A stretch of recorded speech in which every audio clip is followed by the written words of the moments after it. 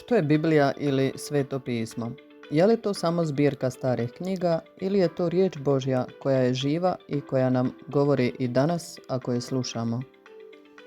Kao katolici vjerujemo da je Bog nadahnuo svete pisce koji su onda zapisali ono što je Bog htio da bude zapisano radi našeg spasenja. Čućemo da i neke druge religije imaju svoju svetu knjigu, pa se netko može pitati kako znamo da to nije možda prava Božja objava. Primjerice, muslimani imaju Kuran, a Muhamed je tvrdio da je to sveta knjiga, koju mu je citirao anđeo Gabriel. Mi u to ne vjerujemo, jer, na primjer, ne vjerujemo da Duh Sveti može nadahnuti krvoprolića kojima se Islam širio po svijetu. Protestanti su, na primjer, poznati kao dobri poznavatelji Svetog pisma, rado ga proučavaju i dijele, ali njihove Biblije nemaju isti sadržaj, jer je nekoliko knjiga izbačeno iz Biblije. Od početaka je crkva priznala 73 spisa kao sadržaj Biblije, to jest kanon, ali protestanti su neke izbacili pa imaju samo 66. Kad nema jedinstvenog učenja, to onda dovede do tisuća i tisuća različitih vjerovanja. A Isus nije želio da postoji mnogo različitih vjerovanja, nego da svi pripadaju jednoj crkvi, onoj koja je od početka. Umro je za svakog čovjeka i želi da svi povjeruju u njega i da se po njemu spase, jer samo je on spasitelj, a to je i značenje imena Isus. I nema drugoga. Crkva ima sveto pismo, ali samo sveto pismo nije dovoljno. Imamo i crkveno učiteljstvo na čelu s papom, čija je glavna zadaća da nas učvrsti u jednoj pravoj vjeri, te da čuva objavljene istine Svetog pisma od krivih tumačenja. Sveto pismo je Božje pismo ljudima kojim on želi doći do svakog čovjeka. Što nas katekizam ukratko uči o Svetom pismu, poslušajmo. Kompendij katekizma Katoličke crkve. Sveto pismo. 18. Kako to da Sveto pismo uči istinu?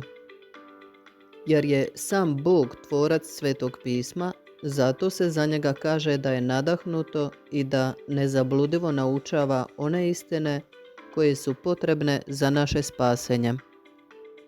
Naime, Duh Sveti je nadahnuo ljudske pisce koji su zapisali ono čemu nas je on htio poučiti. Pa ipak kršćanska vjera nije religija knjige, nego Božje riječi. Ne neke napisane i nijeme riječi, nego utjelovljene i žive riječi, kako kaže Sveti Bernard. 19. Kako čitati Sveto pismo? Sveto pismo treba čitati i tumačiti uz pomoć Duha Svetoga i pod vodstvom crkvenog učiteljstva prema 3 kriterija. 1. Brižno paziti na sadržaj jedinstva cijeloga pisma. 2. Pismo čitati u živoj predaji crkve. 3. Paziti na analogiju vjere, to jest na uzajamnu povezanost istina vjere. 20. Što je kanon pisma? Kanon pisma je zaokružen popis svetih knjiga koje je po apostolskoj predaji crkva razaznala kao takve. Taj kanon sadrži 46 knjiga Staroga zavjeta i 27 knjiga Novoga zavjeta. 21. Koja je važnost Starog zavjeta za kršćane? Kršćani poštuju Stari zavjet kao pravu riječ Božju. Svi su njegovi spisi božanski nadahnuti i imaju neprolaznu vrijednost. Oni svjedoče o odgojnom postupku Božje spasiteljske ljubavi. Napisani su ponajprije da priprave dolazak Krista, spasitelja svijeta. 22. Koja je važnost Novoga zavjeta za kršćane? Novi zavjet, čije je središte Isus Krist, predaje nam konačnu istinu božanske objave.